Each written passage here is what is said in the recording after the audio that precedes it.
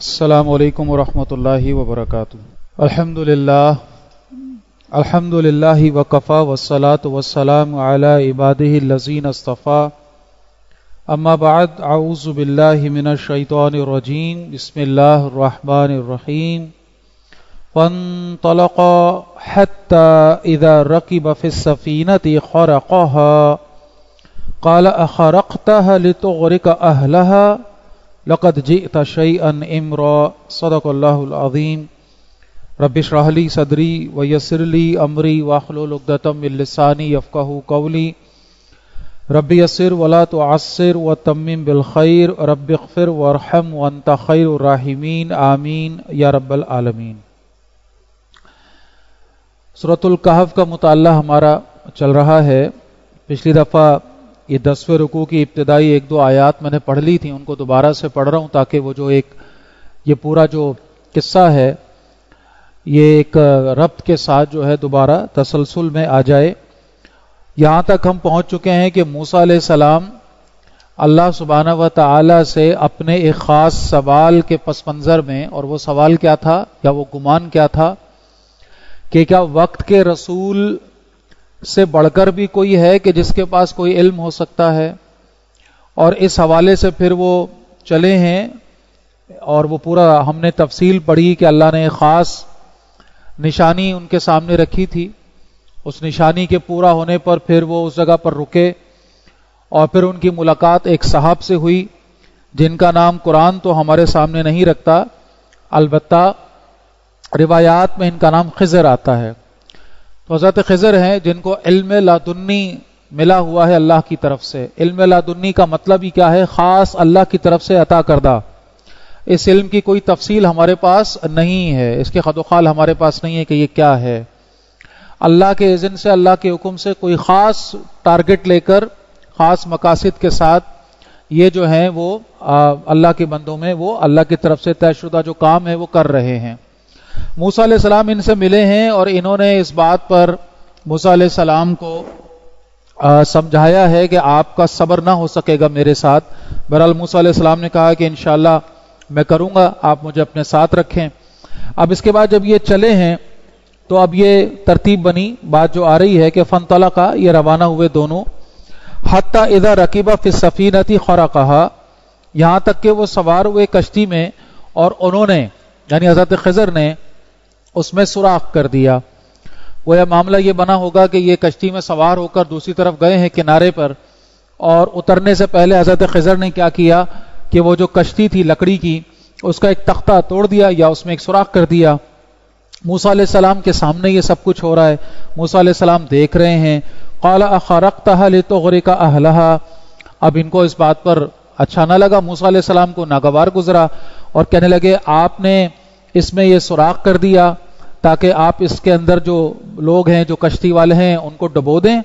لقد جئت شیئا امرا، تو آپ نے تو بہت ہی غلط حرکت کی ہے، بالکل عجیب بات کی آپ نے۔ جب یہ سوال موسیٰ علیہ السلام نے کیا تو یہ بات ذہن میں لائیے کہ یہ کچھ عجیب سا نہیں لگ رہا۔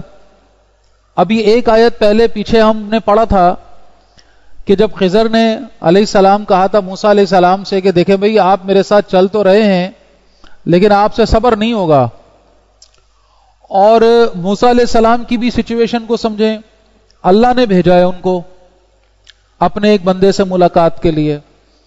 یہ کیسے ممکن ہے کہ ایک ایسا بندہ کہ جس کے پاس کوئی خاص علم ہے، جس کو سیکھنے کے لیے اللہ اپنے وقت کے رسول کو بھیج رہا ہو، اور وہ شخص کوئی غلط کام کر ڈالے؟ سوچنے کی بات ہے نا۔ یعنی اللہ کی طرف سے متعین شدہ ایک صاحب ہیں، اللہ ہی کے حکم پہ جو حضرت موسیٰ علیہ السلام ہے وہ ان کے ساتھ آ کر جڑے ہیں، ان کے ساتھ سفر کر رہے ہیں، اور یہ بات طے ہو گئی ہے کہ آپ نے خاموش رہنا ہے، آپ نے کسی بات پر بولنا نہیں ہے، اعتراض نہیں کرنا، جب مجھے مناسب لگے گا میں آپ کو بتا دوں گا کیا صحیح کیا غلط۔ اس کے باوجود جیسے ہی حضرت خضر نے یہ معاملہ کیا، موسیٰ علیہ السلام فوراً بول پڑے کہ یہ آپ نے غلط کیا ہے۔ اس نقطے کو اچھی طرح سمجھ لیں، سورۃ الکہف کے بہت سارے مضامین میں یہ ایک اہم ترین مضمون ہے، یہ اہم ترین سبق ہے۔ میں اور آپ مکلف ہیں شریعت کے، ہم پیروکار ہیں انبیاء کے، اور یہ اصول عام ہے جس کے مطابق ہر وہ شخص جو اللہ کا ماننے والا، اللہ کے رسول کا ماننے والا ہے، وہ کسی منکر کو دیکھ کر خاموش نہیں رہ سکتا. یہ ممکن نہیں ہے. کوئی برائی ہوتے ہوئے دیکھے، کوئی منکر ہوتے ہوئے دیکھے، کوئی غلط کام ہوتے ہوئے دیکھے اور وہ اپنا منہ گھما لے، اپنی دھن میں مست رہے، اپنے کام سے کام رکھے، اگنور کرے، تو سن لیجیے اللہ کے نبی صلی اللہ علیہ وسلم نے وضاحت سے یہ بات فرمائی ہے کہ ایسے شخص کو اگر یہ خوش فہمی ہے کہ وہ ایمان والا ہے تو اپنی خوش فہمی دور کر لے. آپ نے فرمایا جب کسی برائی کو دیکھو اپنے ہاتھ سے روکو، ہاتھ سے نہیں روک سکتے تو اپنی زبان سے روکو، زبان سے نہیں روک سکتے تو دل میں برا جانو، اور یہ ایمان کا سب سے کمتر درجہ ہے. ایک اور حدیث میں جو تفصیلی حدیث ہے جس کا حاصل بھی یہی ہے، اللہ کے نبی نے فرمایا کہ ہر نبی کے ساتھ کچھ اس کے فالوورز ہوتے ہیں جو نبی کے احکامات پہ عمل کرتے ہیں، اور اس کے بعد پھر ان کی جگہ کچھ ناخلف آ جاتے ہیں، نامعقول نالائق لوگ آ جاتے ہیں. ان کے بعد ان کی پہچان کیا ہے؟ جو ان سے کرنے کو کہا گیا وہ کرتے نہیں، اور جو نہیں کہا گیا وہ کرتے ہیں. بات سمجھ آ رہی ہے؟ نبی نے جو حکم دیا جن کاموں کا، جو کام کرنے کو کہا وہ نہیں کر رہے، اور جن کا حکم نہیں دیا وہ کر رہے ہیں. وہ فرائض واجبات نبی اکرم صلی اللہ علیہ وسلم کی سنتیں جو اتنی ہیں کہ ان پر پوری طرح عمل کرنے کے بعد تو وقت ہی نہیں بچے گا کچھ. لیکن ان کا مسئلہ کیا ہے کہ جو کرنے کے کام ہے وہ نہیں کر رہے. جب وہ نہیں کر رہے تو پتہ نہیں کیا کیا کر رہے ہیں. فلاں دن یہ کر لو، فلاں دن وہ کر لو، فلاں شے منا لو، فلاں وہ منا لو، اس کو یہ کر دو، اس کو وہ، نہ جانے کہاں سے جوڑ توڑ کر نکال کر، جو نبی نے نہیں کیا، صحابہ نے نہیں کیا، کسی بڑے نے نہیں کیا، کر رہے ہیں. یہ انہی کے بارے میں کہا گیا کہ یہ وہ ناخلف ہیں کہ جو حکم دیا گیا کرنے کا وہ نہیں کر رہے، اور جو نہیں دیا گیا حکم وہ کر رہے ہیں. اب سنیے اللہ کے نبی نے فرمایا جو کوئی ان سے ہاتھ سے جہاد کرے گا، یہ وہی شے ہے، پچھلی حدیث سے جوڑ لیجئے. یہاں جہاد سے مراد وہ عملی جہاد ہے، یہ جنگ والا جہاد نہیں ہے، ذہن میں رکھیے. ٹھیک ہے؟ اس کی تفصیل ہم کئی موقعوں پہ سمجھ چکے ہیں. یعنی یہ منکر ہو رہا ہے، یہ غلط ہو رہا ہے، یہ بدعت ہے، یہ دین میں اضافہ ہے، یہ نبی کی فرما برداری نہیں ہے بلکہ ان کی نافرمانی ہے. یہ تو جو کوئی ان کے خلاف کھڑا ہوگا، ہاتھ سے ان کو روکے گا، وہ مومن ہے. جو زبان سے ان کو روکے گا وہ مومن ہے. جو دل سے ان کو روکے گا، مراد وہی ہے جو پچھلی حدیث میں سمجھی، دل میں اس کی کڑواہٹ ہے، برائی ہے ان لوگوں کے حوالے سے، کہ برائی کا احساس ہے، یہ تڑپ ہے کہ یہ غلط کام ہو رہا ہے، میں اس کو روک نہیں پا رہا ہوں. دل میں برا جاننے کا مطلب یہی ہے نا. اس کے ماتھے پہ سلوٹیں آ رہی ہیں، اس کی کروٹیں وہ بدل رہا ہے، پریشان ہے کہ یار یہ منکر ہو رہا ہے، یہ غلط ہو رہا ہے، اللہ کا دین جو ہے اس کے خلاف عمل ہو رہا ہے، میں کچھ کر نہیں پا رہا ہوں. یہ ہے کیفیت. تو فرمایا وہ مومن ہے. اور جو دل میں بھی اس کو برا نہ جانے، جو اس سے بھی فارغ ہو گیا، جس کے دل میں کوئی تڑپ نہ آئی اللہ کی نافرمانی کو دیکھ کر، اپنے دھن میں مست، فرمایا اس کے پاس رائی کے دانے کے برابر بھی ایمان نہیں ہے. ایمان نہیں ہے. یہ اپنے منہ سے چاہے کہتا رہے کہ میں مسلمان ہوں، مومن ہوں، فلاں ہوں فلاں ہوں. اللہ کے نبی نے صاف فرما دیا. لہذا اللہ کی نافرمانی ہوتے دیکھ کر، معصیت، گناہگاری، برائی، منکر ہوتے دیکھ کر اگر دل میں کوئی کروٹ بدلتی ہے شے، تو یہ اس بات کی علامت ہے کہ ایمان ابھی باقی ہے. اور اگر کچھ بھی نہیں ہوتا اور آدمی کہتا جو ہو رہا ہے اس کو ہونے دو، تو معاذ اللہ اس کا مطلب یہ ہے کہ پھر یہ خام خیالی ہے کہ میں ایمان والا ہوں. اب ان ساری باتوں کو جوڑ لیجئے. یہ بات ہم کر رہے ہیں موسیٰ علیہ السلام کی. ایک تو وہ لوگ ہیں نا جو شریعت کے پیروکار ہیں، اور ایک آدمی خوش صاحب شریعت ہو، شریعت جس پر اتاری گئی ہو، جس کو کتاب دی گئی ہو. تو اس چین میں، یعنی اس پوری ٹرین میں، ریل میں جو ڈبے نہیں بلکہ انجن کا کردار ادا کرنے کے لیے اللہ نے چنا جس کو، تو موسیٰ علیہ السلام کے سامنے، حالانکہ یہ سارا پس منظر ذہن میں لے آئیے دوبارہ، اس کے باوجود جیسے حضرت خضر نے ایک ایسا کام کیا جو شریعت کی روح سے غلط تھا، جو اللہ کے قوانین کے تحت غلط تھا، جو عام اصول کے تحت غلط تھا، منکر تھا، فوراً ٹوک دیا، یہ آپ نے کیا کیا، یہ آپ نے غلط کیا، یہ آپ کو نہیں کرنا چاہیے تھا، فوراً ٹوک دیا. یہی وجہ تھی کہ حضرت خضر نے حضرت موسیٰ سے کہا تھا کہ آپ سے صبر نہ ہوگا، اس کی حکمت یہی تھی، کیونکہ حضرت خضر ایک خاص اللہ تعالیٰ کے اذن کے تحت ایک معاملے کو لے کر چل رہے ہیں. یہ عام اصول نہیں ہے، عام آدمی کے لیے نہیں ہے، یہ عام آدمی اس کو فالوور نہیں بن سکتا.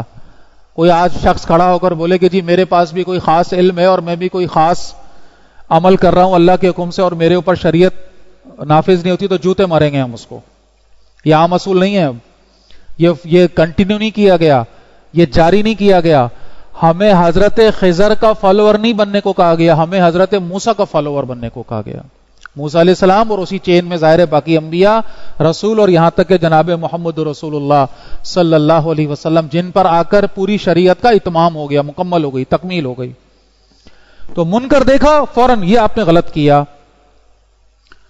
قال، اب خضر علیہ السلام جو ہے کہہ رہے ہیں الم اقل انک لن تستطیع معی صبرا، میں نے نہ کہا تھا آپ سے کہ آپ میرے ساتھ رہ کر صبر نہیں کر سکیں گے، میں نے کہا تھا نا آپ سے کہ آپ سے صبر نہ ہوگا.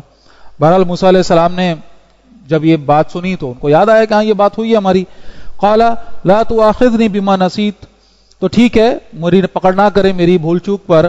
ولا ترهقنی من امری عسرا، اور میرے معاملے میں سختی اختیار نہ کریں، یعنی مجھے ابھی جدا نہ کریں اپنے آپ سے.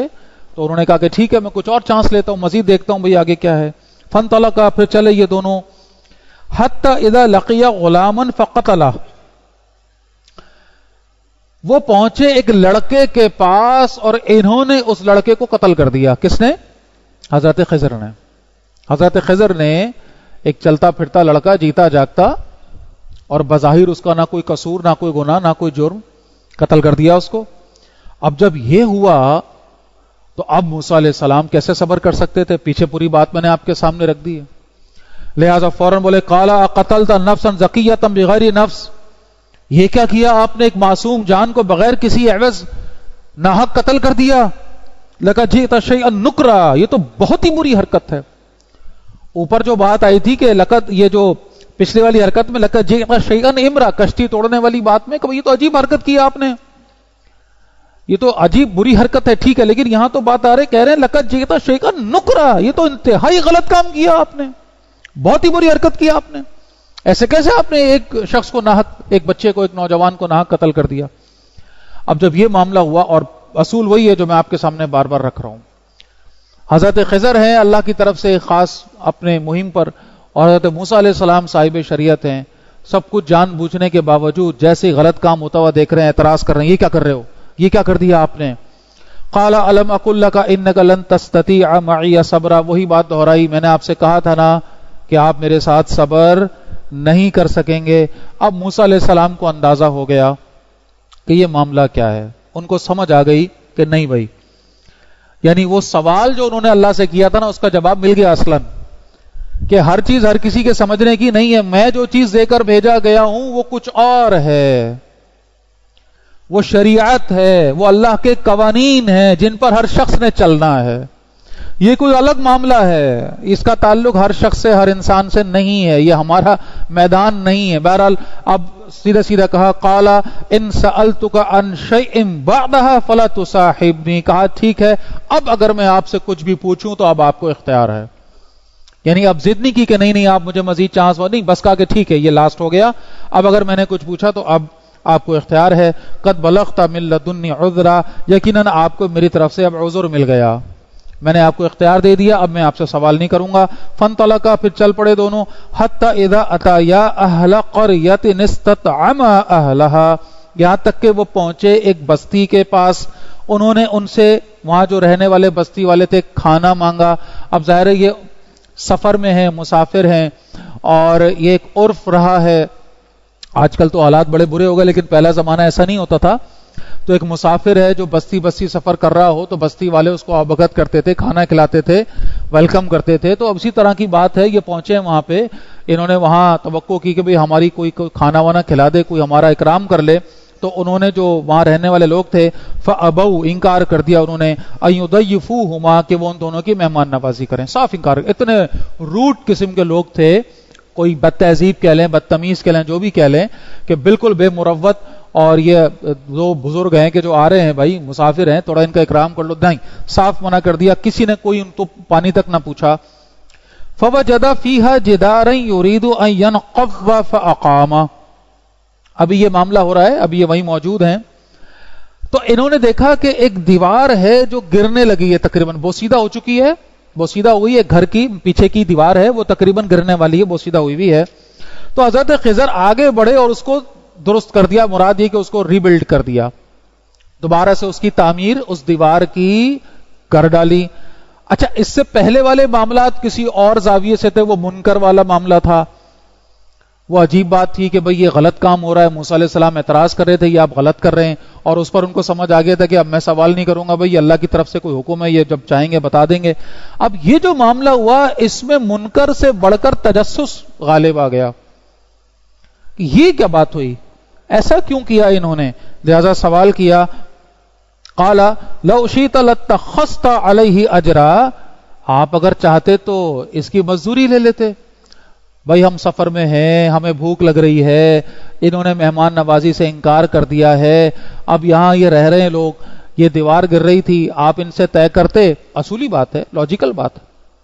آپ ان سے کوئی مزدوری، بھائی ان کی دیوار گر رہی ہے، آپ کہتے بھائی اتنی مزدوری ہوگی، آپ دیوار بنا دیتے تو ان کا بھی بھلا ہو جاتا اور ہمارا بھی بھلا ہو جاتا، ہمیں بھی جو ہے وہ کچھ آپ کو ہم کو مل جاتا، کچھ راستہ کچھ فراہم ہو جاتا. بہرحال یہ کہ جب یہ انہوں نے پوچھا، اب کیونکہ اوپر بات ہو گئی تھی کہ یہ لاسٹ ٹائم ہے، تو حضرت خضر بولے قال ھذا فراق بینی و بینک، کہنے گا اب یہ میرے اور آپ کی جدائی ہو گئی بس. اب کیونکہ طے ہو چکا تھا کہ کوئی آپ نہیں پوچھیں گے، آپ نے پھر پوچھ لیا، لہذا یہ ہے کہ اب میرے اور آپ کے درمیان یہ معاملہ اب ختم، یہ ساتھ اب ختم. سأنبئک بتأویل ما لم تستطع علیہ صبرا، البتہ میں آپ کو بتا دیتا ہوں ان باتوں کی حقیقت جن پر آپ سے صبر نہ ہوا، جن پر آپ صبر نہ کر سکے، ان کی حقیقت میں آپ کو بتا دیتا ہوں. اب وہ جو پہلا معاملہ تھا اس کی تفصیل آ رہی ہے.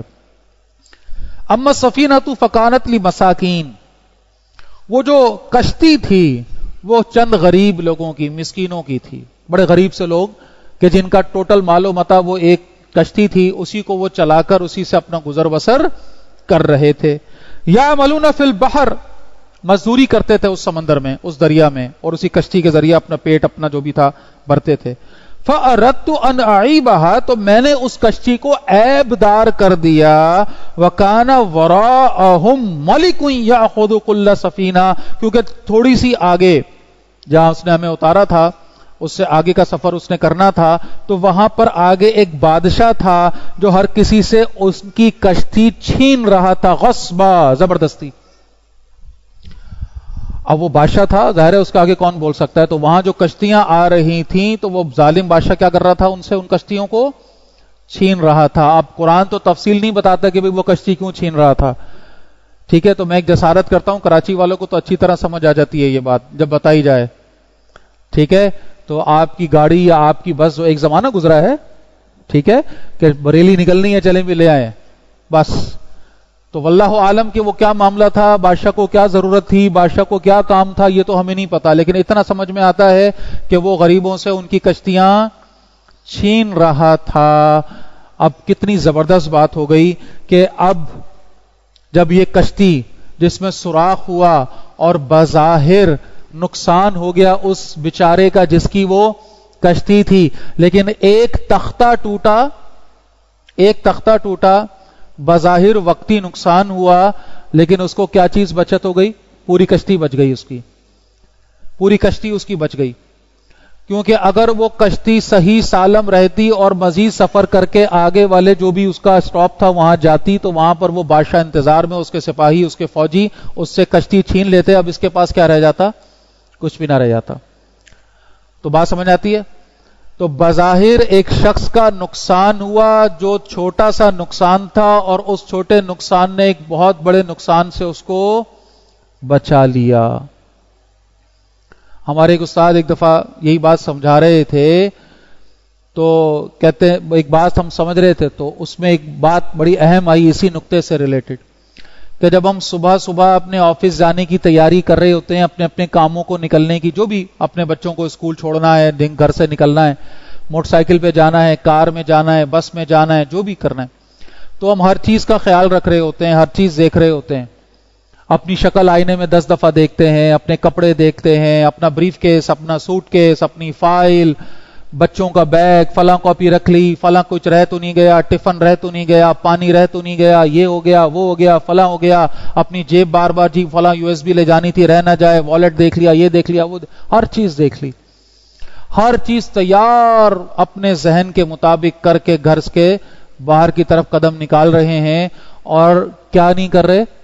اللہ سے دعا نہیں کر رہے، اللہ سے کہ یا اللہ آج کا میرا یہ دن عافیت سے اور خیریت سے گزار دے، یا اللہ تو آسانی فرما دے۔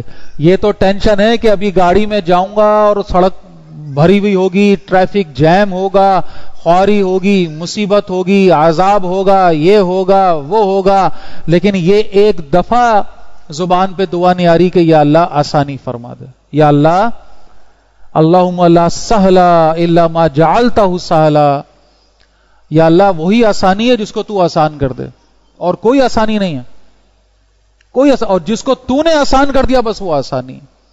تو اللہ سے یہ دعا مانگ کر بندہ، اور یا اللہ عافیت فرما، برکت فرما، خیر فرما، کیونکہ اس بات کا تعلق کس شے سے ہے؟ جب ہم نکلے گھر سے باہر اپنے حساب سے ساری تیاری کر کے اور پتہ چلا جی گاڑی کا ٹائر پنکچر ہے، کتنا غصہ آتا ہے، بھائی یار یہ کیا مصیبت ہو گئی، یہ کیا میرے ساتھ ہی کیوں ہوتا ہے، ابے کیا یار اب یہ مصیبت، ابھی بندہ تیار ہو کے گھر سے نکلا جانے کے لیے، ویسی دیر ہو رہی ہے، باس کا منہ ذہن میں آ رہا ہے، اور ادھر دیکھو جی گاڑی کا ٹائر پنکچر ہے، کیا مصیبت ہے۔ اللہ اکبر۔ جس بندے نے دعا مانگی ہے نا پورے نیت کے ساتھ، اس کو اچھی طرح سمجھ آ جانی چاہیے کہ یہ جو ہوا ہے میری دعا کی قبولیت ہے۔ کیوں؟ کیونکہ میرا اس وقت نکلنا میرے لیے نقصان دہ تھا، اللہ نے کسی آفت سے، کسی شر سے، کسی مصیبت سے، کسی حادثے سے مجھے بچا لیا، الحمدللہ۔ کئی واقعات ہوتے ہیں، کئی ایک صاحب مجھے ایک دفعہ سنا رہے تھے رمضان میں 23ویں شب کے اندر، کہہ رہے مجھے پیسوں کی ضرورت پڑ گئی، میں نکلا ہوں رات کے کوئی 11-12 بجے، اور یہ ابو الحسن اصفہانی روڈ جو ہے سب نے دیکھا ہوا ہوگا، وہاں پر وہ ابھی میٹرو بینک ہے وہاں کا بتا رہے تھے، کہہ رہے بس میں جا کے میں نے گاڑی روکی، نیچے اتر کے آ کے ATM میں، اور بڑی ضرورت تھی، پیسے جیب میں نہیں تھے، کہہ رہے میں نے کارڈ ڈالا تو وہ ATM کے اندر مسئلہ تھا، اس نے ریگریٹ وہ کر دیا، جی نہیں جی نہیں ہو سکتا، کرے اتنا مجھے غصہ آیا، کیا دل چاہتا لات ماروں اس ATM مشین کے اوپر، کیا حل یہ بنا کے رکھ دیتے ہیں اور کوئی فائدہ نہیں ہے اس کا، اتنی اہم وقت پہ مجھے ضرورت ہے، جیب میں کچھ نہیں ہے، اور یہ جو ہے اس وقت جو ہے ATM کا مسئلہ ہو گیا۔ عجیب جو ہے نا غصے کے اندر، کہتے ہیں میں سوچتا ہوا کہ پتہ نہیں اگلا ATM دور ہے، کہاں ہے کہاں نہیں ہے، کہتے ہیں میں باہر نکل کے واپس آ کے جیسی گاڑی کا دروازہ کھول کے بیٹھا، 2 موٹر سائیکل والے، ایک ادھر آ کے کھڑا ہوا کھڑکی کے ساتھ اور ایک سامنے آ کے کھڑا ہو گیا، اور اس نے گن ایسے کر کے نکالی اور کہتا چلو نکالو، اس نے کہا کیا نکالوں؟ وہ جو اندر سے لے کر آیا وہ نکالو، کہتے میری ہنسی چھوڑ گئی، میری ہنسی، اور وہ کہہ رہا یہ پاگل ہو گیا شاید آدمی، کہہ رہا میں ہنس رہا ہوں، کہتا رہا دماغ خراب ہو گیا ہے، کہتا مجھے اس وقت اللہ کی مشیت اور اللہ کے اذن پر، کیونکہ میرے پاس، اور وہ صاحب کہہ رہے میرے پاس اور پیسے نہیں تھے، وہی میرے پاس پیسے تھے جو 20,000 روپے مجھے نکلوانے تھے، بینک اکاؤنٹ بھی آگے سے خالی ہو جانا تھا، اور وہی 20 میرے پاس پورے مہینے کے لیے باقی بچنے تھے، اور وہ اللہ تعالیٰ نے میرے بچا دیے۔ کہہ رہے میں نے اپنا والٹ اس کے سامنے ایسے کھول دیا، 200-150 روپے پڑے تھے، کہ بھائی یہ پڑا ہوا ہے، اندر کا ATM خراب ہے، تو اللہ نے تجھ سے بچانے کے لیے وہ ATM خراب کر دیا اللہ نے۔ اب یہ تو ایک دیکھیں، اس کا یہ مطلب نہیں ہے کہ اب ہر چیز کے اندر ہم کیلکولیشن کرنا شروع کر دیں، کو بولے جی میرے چھنے تھے تو کیوں چھن گئے، تو سمجھ لیجئے کہ وہ چھننا بہتر تھا، جس کے چھنے، سمجھ آ رہی ہے بات، ان کا اس کے لیے وہ چھننا کیا تھا؟ خیر تھا، بہتر تھا۔ یہ فلسفہ جب تک ہم نہیں سمجھیں گے نا ہمارے ایمان مکمل نہیں ہوگا، ہم ادھورے ہیں۔ وہ کسی نے سمجھایا کہ بھئی اللہ کے نبی نے فرمایا کہ توکل کیا ہے کہ اونٹ کا پیر باندھو اور پھر اللہ پہ توکل کرو، بات بڑی واضح ہے۔ تو ایک نوجوان ایک دفعہ کہتا ہے کہ جی میں نے تو اپنی اونٹ کا پیر باندھا تھا، یعنی میں نے تو بائک لاک کی تھی، میں نے تو بائک اپنی لاک کی تھی، اور اللہ پہ توکل بھی پورا تھا میرا، میں صرف تھوڑی دیر کے لیے آیا ہوں مسجد میں، واپس نکلا ہوں تو بائک میری چرا لی گئی، تو یہ کیا بات ہوئی؟ میں نے تو توکل پورا کیا نا، اور اللہ کے نبی نے جو بتایا تھا کہ پیر باندھو اونٹ کا، تو میں نے تو لاک بھی کیا تھا موٹر سائیکل کو، پھر وہ کیوں چوری ہو گئی؟ تو اس سے کہا اللہ کے بندے توکل یہ نہیں ہے کہ تو لاک کر کے آ گیا تو اب اس بات پر یقین رکھ کے وہ چوری ہی نہیں ہوگی کبھی، نہیں، توکل یہ ہے کہ اس بات پر یقین رکھ کہ اب اگر وہ چوری ہوئی تو یہ چوری ہونا تیرے لیے بہتر ہے، اس میں تیرے لیے خیر ہے۔ توکل اس ہے کا نام ہے، جو اللہ نے کیا وہی بہتر ہے، وہ بظاہر نظر آ رہا ہے کہ نقصان ہے، بظاہر نظر آ رہا ہے کہ یار یہ میرے ہاتھ سے چلا گیا، تو اس بات پر ایک بندہ مومن اس بات پر کامل یقین رکھے، اپنا دل اس کا مطمئن ہو. ہاں افسوس تو کرے گا، بات یہ نہیں افسوس نہیں کرے گا، یہ تو انسان ہونے کی علامت ہے. اس کی آنکھ سے آنسو بھی نکلے گا، اس کا دل بھی بیٹھے گا، وہ افسوس بھی کرے گا، اللہ سے وہ دعا بھی کرے گا، یا اللہ یہ کیسے نقصان میں پورا کروں، یا اللہ یقیناً جو اس میں بہتری ہے تیرے حکم سے ہوا، یا اللہ تو فضل فرما دے، آسانی فرما دے، میری یہ گمشدہ چیز مجھے واپس مل جائے، میرے لیے مشکل ہو جائے گی، مجھے نہیں معلوم یا اللہ اس میں میرے لیے کیا بہتری ہے، لیکن اتنا یقین ہے کہ بہتری ہے. البتہ ہم اللہ سے کیا مانگیں گے؟ فضل مانگیں گے، آسانی مانگیں گے، اپنے لیے سب کچھ، لیکن یقین کیا رکھیں گے کہ یہی بہتر تھا. یہ ہے توکل کی ڈیفینیشن. اب بہرحال جی یہاں پر بات ہم سمجھ رہے ہیں کہ وہ کشتی بظاہر ان کی ٹوٹی، نقصان ہوا، لیکن ایک بڑے نقصان سے اللہ نے بچا لیا. اب اگلی بات آ رہی ہے وَأَمَّا الْغُلَامُ فَكَانَ أَبَوَاهُ مُؤْمِنَيْنِ. بڑی پیاری بات ہے. اور رہا وہ لڑکا جس کو قتل کیا تھا حضرت خضر نے، فرما رہے اس کے ماں باپ بڑے ایمان والے تھے. اللہ اکبر، اللہ اکبر. ابھی اس بات کو میں جوڑوں گا آگے والے قصے سے، ٹھیک ہے، اس کو یہاں رکھتے ہیں بھی. ان کے ماں باپ بڑے مومن تھے، ایمان والے تھے. فَخَشِينَا أَن يُرْهِقُوهَا طُغْيَانًا وَكُفْرًا. تو ڈر یہ تھا، اندیشہ یہ تھا، اس بچے کے چال چلن ایسے تھے کہ یہ اپنی سرکشی اور کفر سے ان کے لیے اذیت کا باعث بننا تھا. اس لڑکے کے اندر سرکشی کا مادہ اور اس طرح سے تھا. بہرحال یہ انسان کی ایک ہوتی ہے نا بھائی، اس کی اپنی ایک سرشت ہوتی ہے، اس کا ایک شاکلہ ہوتا ہے. تو اس کا مسئلہ یہ تھا کہ امکان یہ تھا، اندیشہ یہ تھا کہ یہ بچہ جو ہے اپنے مومن ماں باپ کے لیے اذیت اور دکھ کا سبب بنے گا اپنی سرکشی اور کفر کی وجہ سے. فَأَرَدْنَا أَن يُبْدِلَهُمَا رَبُّهُمَا خَيْرًا مِّنْهُ. تو ہم نے چاہا کہ ان کا رب اس کے بدلے ان سے بہتر دے دے. زَكَاةً وَأَقْرَبَ رُحْمًا. جو اخلاق میں بھی اچھا ہو، صلہ رحمی میں بھی اچھا ہو. تو اللہ کی طرف سے طے تھا کہ اس بچے کے بدلے اللہ تعالیٰ ان کو ایک اور بچہ دیں گے، اور وہ بچہ اخلاق میں بھی اچھا ہوگا، اور صلہ رحمی سے مراد ہے کہ ماں باپ کا خیال رکھنے والا ہوگا. تو بظاہر تو کتنا بڑا دکھ ہوا. اور امکان کیا ہے کہ وہ بچہ، کیونکہ بچہ تھا، تو بچہ تو ویسے ہی کیا ہوتا ہے بھائی، اس کا احتساب تو کوئی نہیں ہے نا، ابھی تو بالغ ہوا ہی نہیں، بڑا ہوا ہی نہیں، تو وہ بھی گیا جنت میں. اور جو نیا بچہ اللہ تعالیٰ عطا فرمائیں گے وہ تو نیک اور صالح ہوگا ہی، دنیا میں بھی ان کے کام آئے گا، آخرت میں بھی ان کے لیے کیا بنے گا؟ نجات کا باعث بنے گا. تو مجھے بتائیے آخرت میں جب یہ ماں باپ کھڑے ہوں گے اور ان کو سمجھ آ رہا ہوگا وہ دنیا جو عارضی تھی، جو ختم ہو گئی، میری بھی، ہم سب کی ختم ہو گئی، اصل تو وہ تھی نہیں، اصل تو یہ وقت ہے جو ہم کھڑے ہیں، تو اس وقت وہ اپنی خوش قسمتی پر رش کر رہے ہوں گے کہ نہیں؟ آج تو وہ رو رہے ہیں اور دکھ کر رہے ہیں، اللہ اکبر یہ کیا ہو گیا ہمارے ساتھ. لیکن جب سمجھ آئے گی تو کیا ہی بات ہے. کیا پیارا انداز تھا. ابو ہریرہ رضی اللہ تعالی عنہ نے ایک موقع پہ ایک صحابی آئے، بڑے غم میں ڈوبے ہوئے، آنکھوں میں آنسو ہیں، دل جو ہے وہ ایسا ہوا ہوا ہے، اور آ کر کہنے لگے کہ حضرت مجھے کوئی بات کہی ہے کہ دل بڑا رنجیدہ اور غم سے بھرا ہوا ہے. کیا ہوا ہے؟ کہا کہ میرے بچے کا انتقال ہو گیا، مجھے بڑا پیارا تھا، بڑا پیارا تھا، میرے بچے کا انتقال ہو گیا. تو اس وقت دل جو ہے وہ ٹوٹے چلے جا رہا ہے. ابو ہریرہ رضی اللہ تعالیٰ عنہ اس کی طرف ایسے مڑے، اور ایک ہوتا نا شان بے نیازی، اور کہنے لگے تجھے کس بات کا غم ہے؟ تیرا بچہ جنت میں چلا گیا، تجھے غم کس بات کا ہے؟ اسی بات کو ایک موقع پہ میں نے دیکھا خود، ہمارے ایک بڑے اچھے بزرگ، ایک موقع پہ ہم کھڑے تھے تو ایک خاتون کی طرف سے پرچی آئی کہ جی کچھ صبر کی تلقین کرے، میرے چھوٹے بچے کا انتقال ہو گیا، میں بڑی رنجیدہ ہوں. تو مائک پہ کہنے لگے کہ یہ بتا میری بہن، میری بیٹی، تو اپنے بچے کے لیے کیا چاہتی تھی؟ تیری خواہش کیا تھی؟ تیرا خواب کیا تھا؟ تیرا ڈریم کیا تھا؟ تیری آرزو کیا تھی؟ ایک مسلمان ماں اپنے بچے کے لیے کیا چاہے گی فائنلی؟ کہ وہ کہاں چلا جائے؟ جنت میں چلا جائے. اگر واقعی وہ ایک مسلمان ماں ہے، یہی چاہتی ہے نا، یہی چاہتی ہے نا. کوئی ہم باپ بیٹھے ہوئے نا بھائی، بعد میں جو آڈیو سن رہے ہوں گی، ہو سکتا ہے عورتیں بھی سن رہی ہوں، وہ بھی سن رہی ہوں گی، کوئی ماں یا باپ کیا چاہے گا اپنے بچے کے لیے؟ ساری چیزوں کے بعد، مطلب صرف ڈاکٹر، انجینئر اور یہ اور وہ بن جانا، یہ تو اصل بھائی، یہ تو دنیا ختم، سب ختم. اصل خواہش کیا ہے؟ کہ کہاں چلا جائے؟ جنت میں چلا جائے، یہ ہے نا. تو کہا تیری یہی خواہش تھی نا کہ تیرا بچہ جنت میں جائے، تو اللہ نے پہنچا دیا جنت میں، اللہ نے پہنچا دیا جنت. دنیا کی تکلیفوں کے بغیر، آزمائشوں کے بغیر، بیماریوں کے بغیر، دکھوں کے بغیر، دنیا کی اس چکی میں پسے بغیر، ہر طرح کے چیلنجز سے بچا کر صاف ستھرا پاکیزہ پہنچا دیا جنت میں.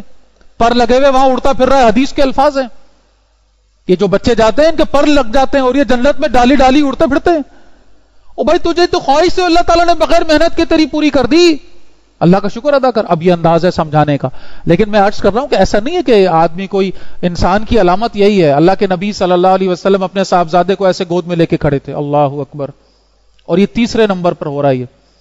اس سے پہلے 2 صاحبزادے شیر خوارگی کے عالم میں جا چکے ہیں، اور یہ جو ہے 18 مہینے کی عمر، 1.5 سال کی عمر ہے. اور جتنا وقت آپ گزارتے ہیں بچے کے ساتھ، ماں باپ، اور کس باپ کی بات ہو رہی ہے؟ کس باپ کی بات ہو رہی ہے؟ اللہ اکبر. کیا محبت فرماتے ہوں گے اپنے لخت جگر سے، اپنے بچے سے. ٹھیک ہے، تو اپنے ایسے گود میں ہے اور جان کنی کا عالم ہے، جان کنی کا عالم ہے، بچے کی جان نکل رہی ہے.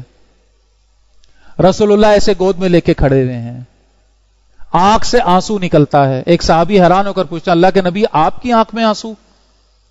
اور اللہ کے نبی فرماتے ہیں کہ ہاں، دل غمگین ہے، آنکھ آنسو بہاتی ہے، لیکن زبان سے ہم وہی کہیں گے جو اللہ کو منظور ہے. انا للہ و انا الیہ راجعون. بات ختم ہو گئی، پورا فلسفہ سمٹ کے آ گیا. اللہ میں یہ توکل اور یہ ایمان عطا فرما دے. بہرحال جی، اب تیسری بات آ رہی ہے. وَأَمَّا الْجِدَارُ فَكَانَ لِغُلَامَيْنِ يَتِيمَيْنِ. اور وہ جو دیوار تھی جس کو انہوں نے سیدھا کیا تھا، کہہ رہے ہیں کہ وہ دیوار 2 یتیم بچوں کی تھی فی المدینہ، اس شہر میں. اب اگلی بات اچھی طرح سمجھیے گا اور سنیے گا. وَكَانَ تَحْتَهُ كَنْزٌ لَهُمَا. ان کے نیچے ان کا خزانہ تھا. وَكَانَ أَبُوهُمَا صَالِحًا. اور ان کا باپ بڑا نیک آدمی تھا. ان کا باپ بڑا نیک آدمی تھا. اب یہ جو پچھلے والی بات میں ہے کہ وہ غلام بچہ جو تھا، وہ غلام سے مراد عربی میں نوجوان کو کہتے ہیں، اور تو وہ نوجوان جو تھا جس کو قتل کیا، اس کی بات بھی کیا آئی تھی بھائی؟ فَكَانَ أَبَوَاهُ مُؤْمِنَيْنِ. اس کے ماں باپ کون تھے؟ ایمان والے، نیک. یہ جو بچہ ہے، یہ جو 2 بچے یتیم جن کی دیوار بنائی گئی، ریزن کیا دیا جا رہا ہے؟ وَكَانَ أَبُوهُمَا صَالِحًا. ان کا باپ کیا تھا؟ نیک آدمی تھا، صالح آدمی تھا. اللہ اکبر. یہ ماں باپ کا صالح ہونا، نیک ہونا، یہی زیادہ راہ ہوتی ہے بچوں کی. ہم عقل پرستی میں اس لیول پہ جا چکے ہیں کہ ہماری سمجھ میں یہ باتیں ذرا مشکل سے آتی ہیں. اللہ میں ان باتوں کو سمجھا دے. ایک صحابی بتاتے ہیں اپنا قصہ خود ہی. کہتے ہیں رات کا وقت تھا، نماز پڑھ رہا تھا. اب ظاہر رات کی نماز ہے، یہ صحابہ ہیں، راتیں ان کی مصلی پہ گزرتی تھی، ہماری طرح نہیں پڑے میں بے ہوش بس. تو مصلی پر کھڑے ہیں، کہتے ہیں میں نماز پڑھ رہا تھا، سامنے میرا شیر خوار بچہ سو رہا تھا. اب شیر خوار کسے کہتے ہیں؟ دودھ پینے کی عمر. تو دودھ پینے کی عمر زیادہ سے زیادہ 2 سال ہے. تو اس سے یہ بات سمجھ آ رہی ہے کہ ان کا وہ بچہ جو سو رہا تھا اس کی زیادہ سے زیادہ عمر کتنی تھی؟ 2 سال. 2 سال کے بچے کو ویسے ہی کچھ نہیں پتا ہوتا، اور وہ بھی وہ بچہ جب سو رہا ہو. ٹھیک ہے. کہتے ہیں میں نماز پڑھ رہا تھا، سامنے میرا بچہ سو رہا تھا، میں نے سلام پھیرا، تھکن غالب آئی، میں نے سوچا آج کے لیے اتنا کافی ہے. ایسے میں میری نظر پڑی اپنے بچے پر، اور میں یہ کہتا ہوا فوراً کھڑا ہوا کہ نہیں نہیں میرے بچے، میں تجھے نیک انسان بنانا چاہتا ہوں، اور دوبارہ نیت باندھ لی. آتا ہے کچھ سمجھ میں ہے بھائی؟ یہ عقل شریف میں گھستا ہے کچھ؟ آج کے عقل والوں کو تو نہیں گھسے گا ہی نہیں. یہ کیا پاگل پن ہے؟ بچے کو نیک بنا رہے ہیں، اور وہ بچہ جس کو وہم گمان بھی نہیں کہ میرا باپ کیا کر رہا ہے، وہ تو سو رہا ہے پڑا ہوا، اور جاگ بھی رہا ہوتا تو اس کو کیا سمجھ آتا 2 سال کے بچے کو؟ اور یہ راتوں کو نمازیں پڑھ رہے ہیں، اور کیا کہہ رہے ہیں اپنے بچے کو کہ میں تجھے نیک انسان بنانا چاہتا ہوں. اور بھائی ہم تو اپنے بچوں کو نیک بنانے کے لیے ہنٹر چلا رہے ہیں، تھپڑ مار رہے ہیں، گھوسے لگا رہے ہیں، پتہ نہیں کیا کچھ کر رہے ہیں. صبح شام چیخ رہے ہیں، چلا رہے ہیں، ٹپٹ رہے ہیں، لڑ رہے ہیں، ڈانٹ رہے ہیں، پابندیاں لگا رہے ہیں، یہ کر لو، یہ کر لو، وہ کر لو، ایسے کر لو، پتہ نہیں کیا کچھ کر رہے ہیں. اسلامی اسکولوں میں داخلے دلا رہے ہیں، مدرسوں میں داخلے دلا رہے ہیں، اور پتہ نہیں کیا کچھ کر رہے ہیں. بچہ نیک ہو جائے، بچہ نیک ہو جائے. اور صحابی کیا کر رہے ہیں؟ جس وقت وہ بچہ 2 سال سے بھی چھوٹا سو رہا ہو اور وہ رات کو نماز پڑھ رہے ہیں، کر کیا رہے ہیں؟ بچے کو نیک بنا رہے ہیں. بھائی عقل نہیں سمجھے گی اس بات کو روح سمجھے گی. روح. یہ ہے رشتہ ماں باپ کا اپنے بچوں سے، یہ ہے تعلق، یہ ہے اثر، یہ ہے وہ بات جس کو سمجھنے کی ضرورت ہے. اس پوری صورت میں یہی باتیں تو سمجھ رہے ہیں ہم. عقل کی نفی، ظاہر پرستی کی نفی، اسباب کی نفی. ان کی حیثیت ہے اپنی جگہ، اس کی نفی 100% نہیں کر سکتے ہم، لیکن ابھی جو ہم بات سمجھ رہے ہیں اس کو سمجھیں. میں چاہتا ہوں کہ میرا بچہ نیک بن جائے اور میری حرکتیں وہی چل رہی ہوں ساری. دغا بازیاں، بےمانیاں، دو نمبریاں، دھوکے بازیاں، بد اخلاقیاں، گالم گلوچ، اور نہ جانے دوڑ دو پانچ کیا سے کیا کر رہے ہیں، بد اخلاقی عروج پر ہے، یعنی کیا کچھ ہے یار. نمازیں پوری نہیں ہے، خواہش یہ ہے کہ میرا بچہ جو ہے نا وہ ولی اللہ بن جائے. بھائی ایسا نہیں ہوگا، ایسے بات نہیں بنے گی، نہ یہ نہیں ہو سکتا، یہ اصول ہی نہیں.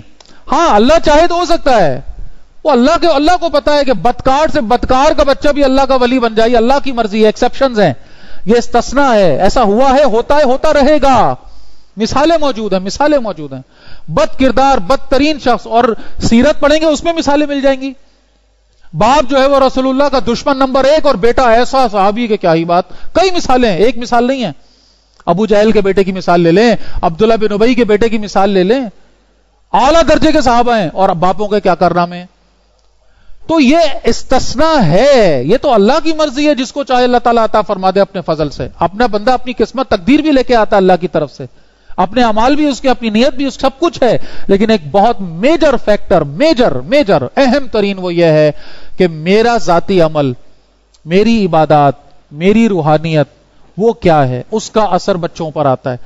بچوں کو نصیحتیں کرنے سے بات نہیں بنتی. ابھی 2-4 دن پہلے ایک اسکول میں میرا ایک سیشن تھا، وہاں پر وہ کوئز چل رہا تھا، اللہ کے نبی کی سیرت اور وہ ساری، ماشاءاللہ بہت اچھا، سب کچھ اچھا تھا. لیکن میں نے جو بات رکھی وہ یہ، او بھائی رٹوا تو دیا آپ نے کہ اللہ کے نبی کے اخلاق بہت اچھے تھے، اللہ کے نبی جو ہے وہ بات اس طرح کرتے تھے، اللہ کے نبی اس طرح گفتگو یہ ساری باتیں رٹے مار لی، اور آپ بچے کو جو وہ دھڑم دھڑوس کر کے اس کو بدتمیزی اور یہ نہ جانے کس طریقے سے لگے ہوئے چیخنے چلانے میں، ڈانٹنے میں، ڈپٹنے میں، مارنے میں. تو بھائی پھر یہ کیا بات ہوئی؟ بچہ وہ نہیں سیکھتا جو ہم کہتے ہیں، بچہ وہ سیکھتا ہے جو ہم کرتے ہیں. اپنے بچوں کو یہ بتانے کی ضرورت نہیں پڑتی کہ بیٹا سچ بولنا اچھی بات ہے، اس لیے کہ بچہ اچھی طرح جانتا ہے کہ میرا ابا سچا ہے کہ نہیں ہے، میری اماں سچی ہے کہ نہیں ہے. وہ اچھی طرح جانتا ہے، اس سے چھپا ہوا نہیں ہے. تو جو ابا اماں کریں گے وہ کرے گا وہ. اور یہ جو تقریریں ہوتی ہیں نا ایسے اور ویسے اور تیسے، یہ تقریریں ادھر سے سنتے ہیں ادھر سے نکال دیتے ہیں بچے، کیونکہ دیکھ رہے ہوتے ہیں وہ کچھ ہوتا ہوا، وہ اس کو سیکھتے ہیں، اس کو سمجھتے ہیں. اللہ اس بات کی سمجھ عطا فرمائے. وَكَانَ أَبُوهُمَا صَالِحًا، ان کا باپ نیک آدمی تھا. فَأَرَادَ رَبُّكَ أَن يَبْلُغَ أَشُدَّهُمَا وَيَسْتَخْرِجَ كَنزَهُمَا، تو بس چاہت تمہارے رب نے کہ وہ جوان ہوں اور پھر اپنا خزانہ اس میں سے نکالیں. اگر وہ دیوار گر جاتی تو وہ خزانہ ظاہر ہو جاتا، اور بستی والوں کا رویہ ہم پیچھے دیکھ کر آئے.